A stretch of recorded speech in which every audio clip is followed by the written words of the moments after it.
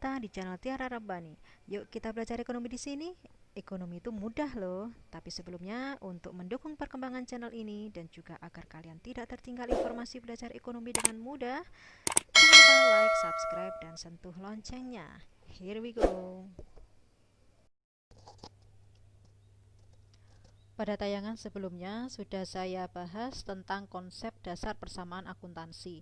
Rumusnya yaitu harta sama dengan utang ditambah modal. Nah, karena untuk modal ini dari awal akhir periode juga dipengaruhi oleh pendapatan dan beban, yang mana pendapatan ini bisa menambah modal dan beban bisa mengurangi modal. Maka untuk P dan B, pendapatan dan beban, kita sebut dengan istilah akun pembantu modal. Pada pencatatannya di persamaan akuntansi nanti, ikutnya di kolom modal. Baik, di sini sudah ada transaksi, analisis transaksi, dan juga kolom persamaan akuntansinya. Bagaimana transaksi-transaksi itu kita analisis dan kita catat ke dalam kolom persamaan akuntansi? Mudahnya begini. Yang harus kita lihat terlebih dahulu yaitu kolom persamaan akuntansinya. Ada akun-akun apa saja di situ? Aktiva, di situ ada akun kas, perlengkapan, mesin cuci. Untuk pasifanya ada utang usaha dan modal. Jadi, kira-kira transaksi-transaksi yang terjadi nanti ya pasti akan mempengaruhi akun-akun tersebut. Ingat ya, kemarin konsep kita pada pertemuan sebelumnya bahwa setiap transaksi mempengaruhi minimal 2 akun. Maka bisa saja 3 akun yang terpengaruh, namun tidak mungkin hanya 1 akun saja. Langsung pada contoh soal. Berikut ini transaksi yang terjadi pada perusahaan jasa Fresh Laundry selama bulan Januari 2020. Pada tanggal 1 Januari, pemilik menyetorkan uang tunai senilai 25 juta rupiah sebagai modal awal usahanya. Maka analisis transaksinya berbunyi, sisi aktiva, kas bertambah 25 juta rupiah, sisi pasifa, modal bertambah 25 juta rupiah.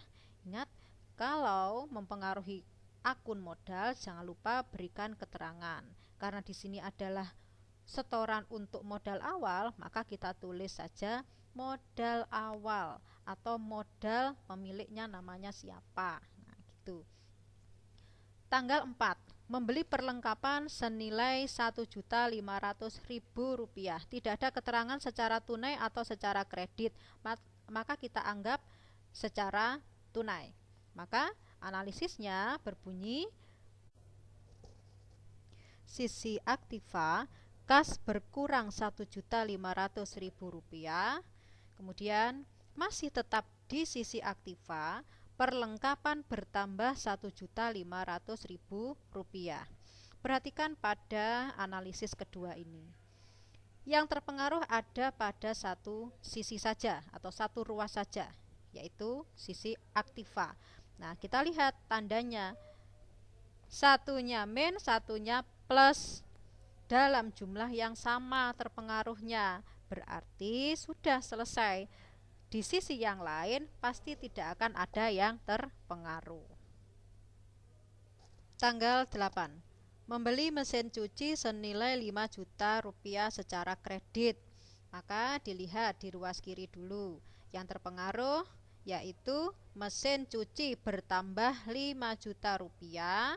Sedangkan ruas kanan atau pasifa, utang usaha bertambah 5 juta rupiah. Kita jadi punya utang sekarang karena membeli mesin cuci secara kredit, belum ada pembayaran. Kemudian tanggal 13, menerima pembayaran dari pelanggan sebesar Rp500.000. Nah, ruas kiri, karena kita mendapatkan uang tunai dari pembayaran tersebut, maka kas kita bertambah Rp500.000.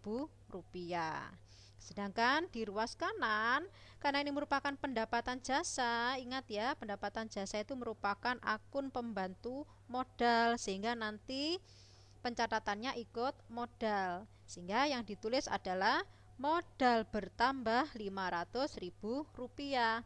Namun harus ada keterangan, berikan keterangan setelah modal bertambah Rp500.000, yaitu pendapatan jasa. Demikian contoh menganalisis. Untuk seterusnya sampai tanggal 31 Januari, silakan bisa kalian simak di modul.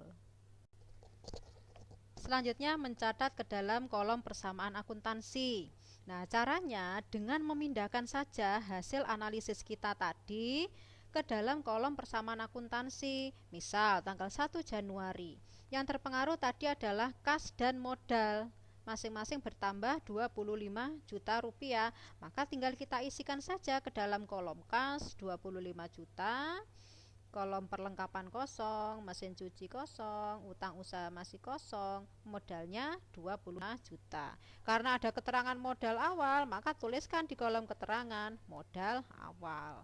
Kemudian untuk tanggal 4, yang terpengaruh tadi adalah kas berkurang Rp1.500.000, perlengkapan bertambah Rp1.500.000. Tinggal kita isikan. Kas berkurang, berikan tanda kurung ya untuk apa artinya mengurangi, dan perlengkapan Rp1.500.000. Setelah ada dua transaksi, maka kita langsung jumlahkan di bawahnya. Berarti sampai tanggal 4 Januari kas yang ada di perusahaan tinggal Rp23.500.000, perlengkapan Rp1.500.000.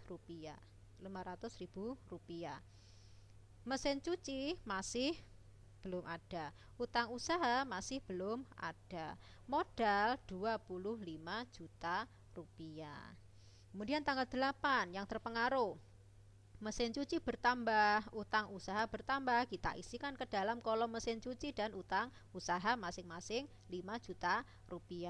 Sehingga bisa kita jumlahkan sekarang sampai tanggal 8, kas kita masih tetap Rp23.500.000, perlengkapan Rp1.500.000, mesin cuci sekarang kita punya Rp5 juta, utang usaha kita punya sekarang Rp5 juta, dan modal Rp25 juta. Jangan lupa untuk selalu mengecek antara ruas kiri dan ruas kanan apakah sama atau tidak. Nah, kita lihat ya, Rp23.500.000 ditambah Rp1.500.000 ditambah Rp5 juta sama dengan 30 juta rupiah, sama dengan ruas kanan 5 juta dan 25 juta rupiah, juga 30 juta rupiah jumlahnya. Begitu seterusnya sampai akhir periode, analisis kita pindahkan ke dalam kolom persamaan dasar akuntansi sambil kita cek apakah sisi aktiva dan pasiva selalu dalam keadaan yang seimbang.